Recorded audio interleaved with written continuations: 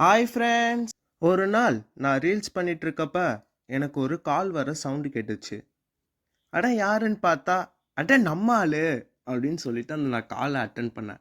Call attend பண்ணிட்டு, good evening bro, எப்படி bro இருக்கீங்க, நல்லா இருக்கீங்களா அப்படின்னு நான் சொன்னேன். அவர் பதிலுக்கு நல்லா இருக்கேன்னு சொன்னார். உங்களை பார்த்து நான் ரொம்ப நாள் ஆச்சு அப்படின்னு நான் சொன்னேன்.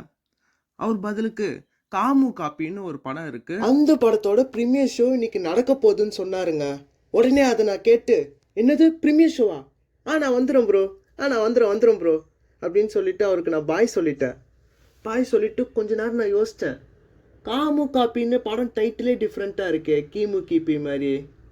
சரி நம்ம போய் பார்த்துட வேண்டியதான்னு சொல்லிட்டு உடனே ட்ரெஸ் எல்லாம் மாற்றிட்டு வீட்டில் இருந்து கிளம்பிட்டு நடந்து போயிட்டே இருக்கேன். எப்படா அங்கே தேட்டராண்ட போவோன்னு இருந்துச்சு. ஃபைனலி தேட்டராண்ட வந்துட்டேன். டடா! உடனே ஃப்ரெண்ட்ஸ் எல்லாம் பார்த்துட்டு ஒரு செல்ஃபி எடுத்துட்டு படம் பார்க்க ஸ்டார்ட் பண்ணேன். ஃபர்ஸ்ட் டிஎஸ்கே சார் அப்பியர் ஆனார், அப்புறம் விக்னேஷ் சார் அப்பியர் ஆனார்.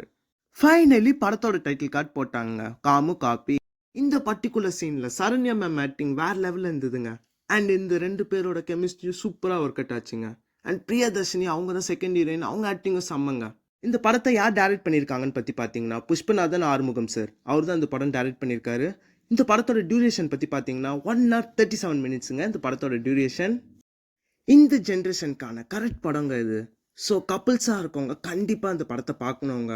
ரொம்ப நல்ல படங்க. இந்த படம் முடிஞ்ச பிறகு இந்த படத்தில் ஒர்க் பண்ண எல்லா டெக்னீஷியன்ஸும் வந்தாங்க. அண்ட் இந்த படத்தோட டேரக்டர் தான் இந்த படத்தோட ப்ரொடியூசரும் கூட. இந்த படம் 13 daysல ஷூட் பண்ணி கம்ப்ளீட் பண்ணியிருக்காங்க, which is a very wonderful திங்க. ஸோ நான் டேரக்டர் சார் அவருக்கு விஷ் பண்ணிவிட்டு, தென் ஹீரோ அவருக்கு விஷ் பண்ணிவிட்டு, தென் ஹீரோயின் அவங்களுக்கு விஷ் பண்ணிவிட்டு, அண்ட் இந்த படத்தில் ஒர்க் பண்ண எல்லா டெக்னீஷியன்ஸ் அண்ட் ஆக்டர்ஸ் அவங்களுக்கு எல்லாம் விஷ் பண்ணிவிட்டு நான் அங்கேருந்து கிளம்பிட்டேங்க.